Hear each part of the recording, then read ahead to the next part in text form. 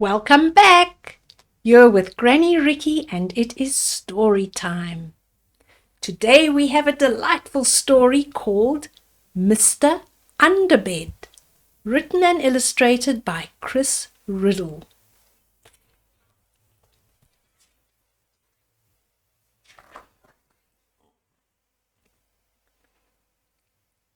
One night, just as Jim was dozing off, the bed springs creaked. The mattress shook. And a head poked out from under Jim's bed. "Oh, hello," it said. "I am Mr Underbed." "Hello," replied Jim. "I'm Jim. Look at Mr Underbed coming out from under the bed. And Jim, he looks a little bit petrified, don't you think?" "It's very uncomfortable sleeping on the floor under your bed every night. Do you mind if I join you?" asked Mr Underbed politely. "No, not at all," said Jim. Mr Underbed fell asleep in no time, but his snoring kept Jim wide awake. Jim went to the chest of drawers to get his earmuffs. So Jim is really struggling to fall asleep because Mr Underbed is snoring so loudly. But when Jim opened the drawer, two heads popped out. "Hello," they said.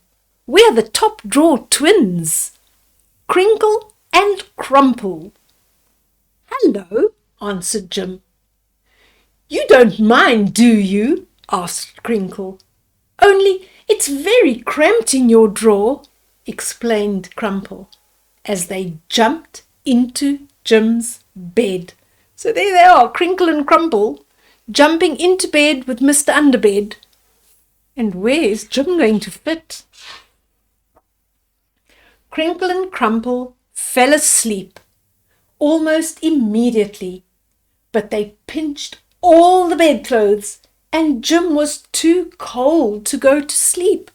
Oh, look at him sitting here, freezing cold, and there they are, Crinkle and Crumple and Mr Underbed, warmly tucked up under the blankets.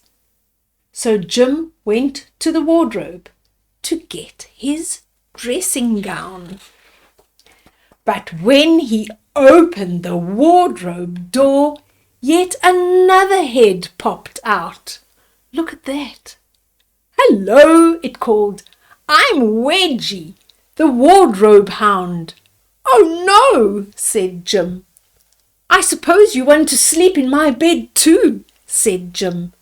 "That's very kind of you," replied Wedgie. "I'm going to get to the bottom of this," Jim muttered to himself.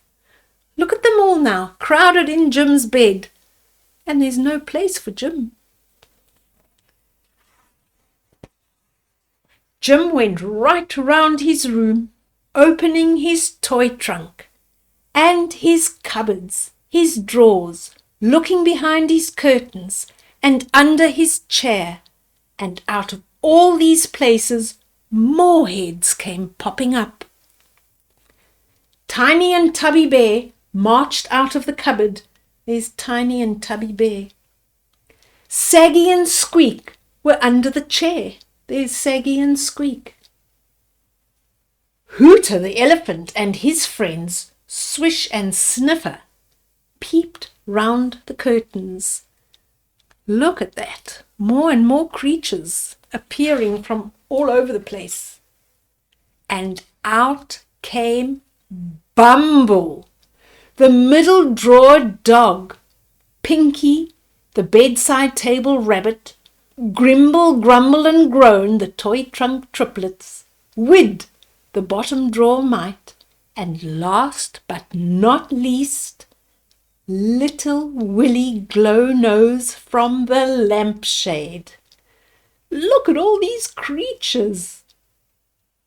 Bumble, the middle drawer dog, Pinky, the bedside table rabbit, Grimble, Grumble and Groan, the toy trunk triplets, and Wid, the bottom drawer mite.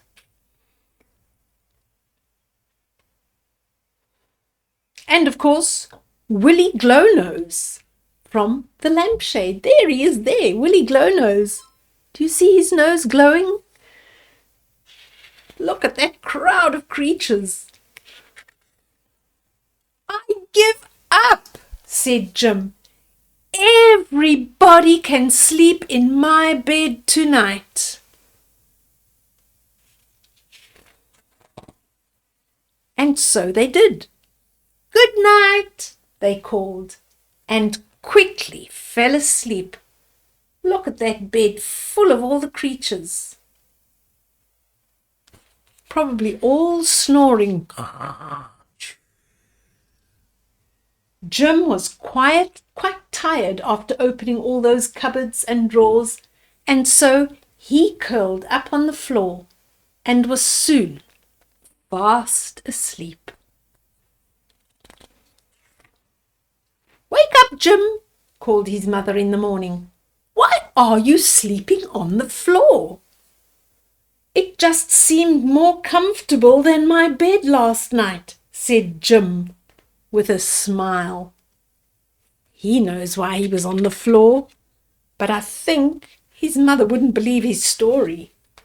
And there they all are, all the creatures that came crawling out of the different places in the room to climb into Jim's bed to have a good night's sleep.